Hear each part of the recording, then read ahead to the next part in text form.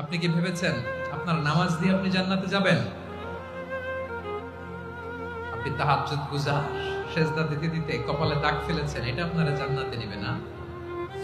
আপনি এলাকার সবচেয়ে বড় হাতেম তাই দানশীল, এই দানের ভরসায় বসে আছেন। কুশ্চিন কালো ভাব। আমাদের নামাজ, আমাদের রোজা, আমাদের ইবাদত, এগুলোকে মিজানের পাল্লায় উঠালে কোনো ওজনই হবে না। তবে আমাদের একটা কৌশল জানা আছে, আমরা আল্লাহর রহমতের ভিখারি। আমরা সেদিন আগেই গুনার স্বীকৃতি দিয়ে দেব। আমরা বলবো, আল্লাহ তুমি প্রশ্ন করার আগে তোমার একটা কথা বলি, আমারে কিছু জিজ্ঞেস করো না, আমি সব করেছি। এমন কোন পাপ নাই যে পাপ আমারে দিয়ে হয় নাই। তোমার রহমত দিয়ে তুমি জান্নাতে পাঠাবা, তোমার দয়ায় জান্নাতে যেতে চাই, আমল দিয়ে না। পারবেন বলতে? কিয়ামতের দিন আমরা বলবো, আল্লাহ আমার আমল দিয়ে জান্নাত চাই না, আমি তোমার দয়া দিয়ে জান্নাত চাই।